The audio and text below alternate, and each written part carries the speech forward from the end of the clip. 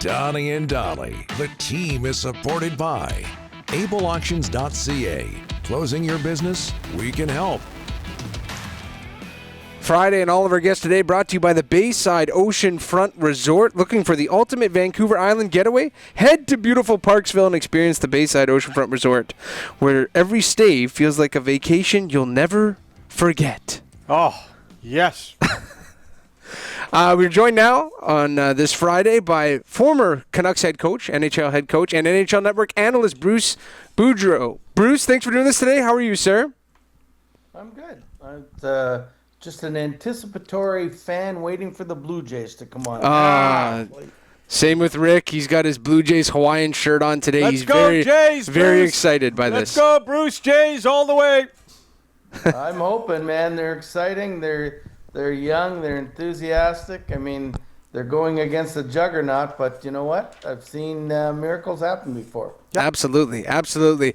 Hockey, Bruce. Canucks wrap up a road trip last night in Nashville. They finish 3-2 on the road trip. They're 4-4 through 8 games. What are you seeing with the Canucks so far through 8 games? Well, I mean, to me, they play hard. I don't think they're getting enough scoring from certain individuals right yet, but hopefully that will come in due time. But their goaltending is solid, and you could tell Adam Foote, you know, he coaches an awful lot like Rick Tocchet. It's a very defensive-minded system. I think they got to get their top players scoring, and they got to get healthy a little bit. I mean, they've had quite a few injuries early on in the season. One talking point, Bruce, around here has been ice time and different ice times. And, of course, Adam Foote learning on the job a bit. But I'm curious from your vantage point, when you were behind the bench, how conscious were you during a game of a player's ice time and whether or not maybe they were down or up or whatever? How conscious were you of that in the game?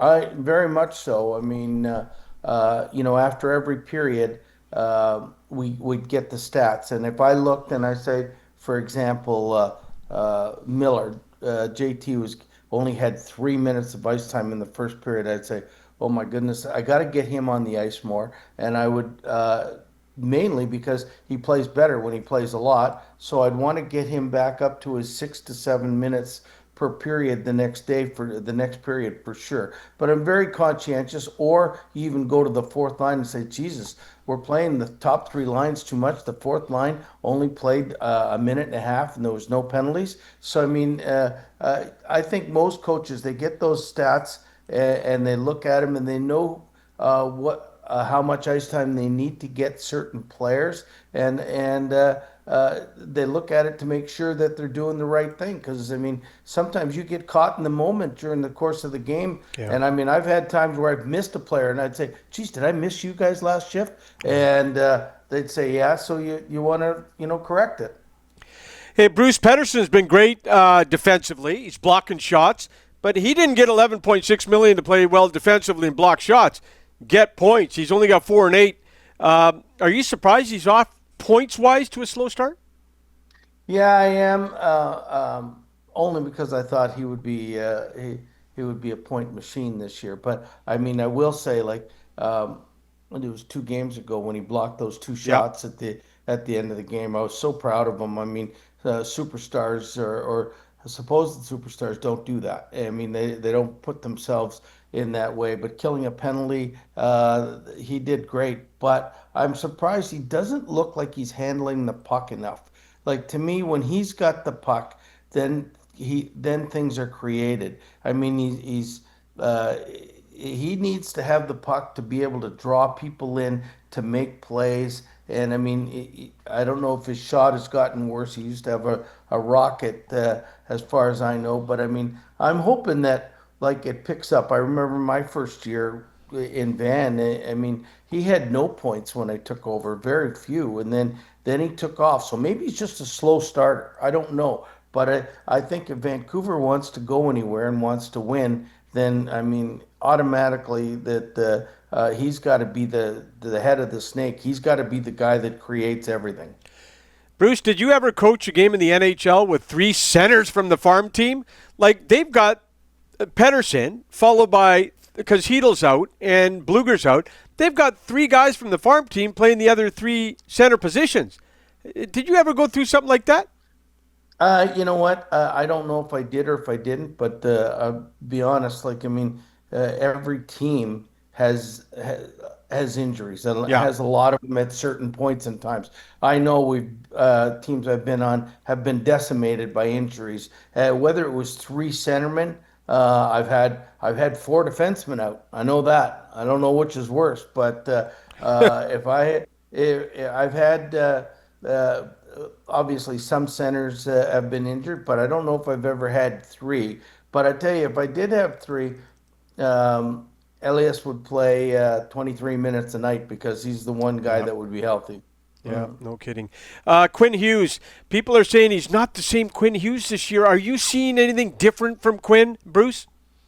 Hey, listen, he played 29 minutes last Last night. night, yeah. 7 on the power Okay. play.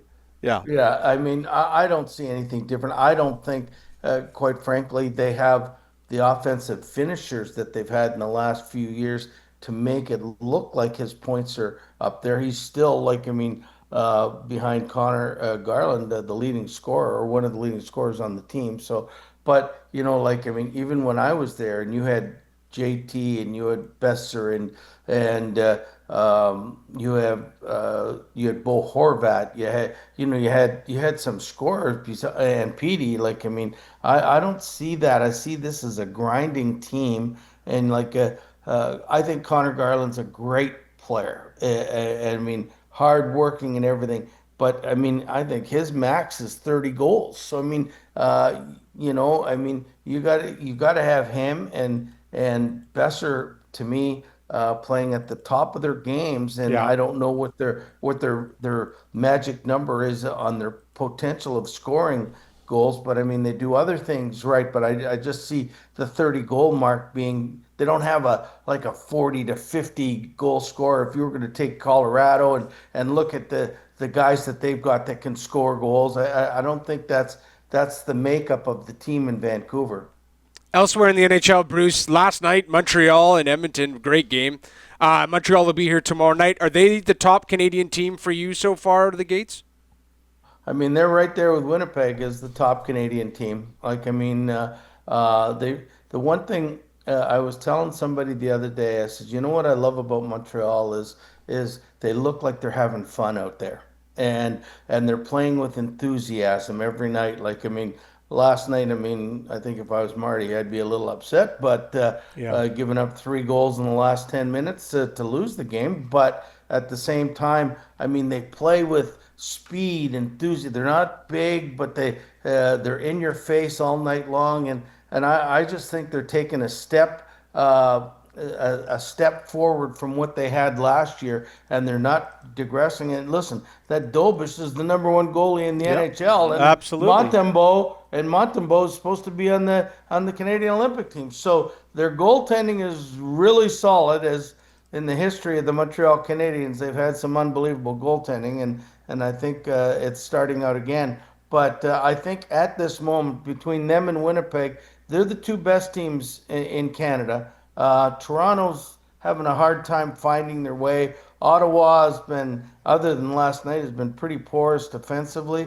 I don't want to talk about Calgary because they're really struggling, and it doesn't look like it's going to get any easier for them. So I mean, those are the Canadian teams. I think that where they stand right now. But the first 10 games Yeah. in the NHL are a feeling out process. It's so different than the last 72. I mean, look at some of the scores last night. I mean, it's loose hockey, it's sloppy hockey, and hopefully the better defensive teams usually end up being the best. Hey, Bruce, Chicago 4-2-2. They +5 in the goal differential. Is this the year they kind of start moving up the standings for you? I'm thinking it's a great start for Chicago, and I'm happy for them. But I think in the end Yeah. they're still going to be at the bottom with San Jose. Okay.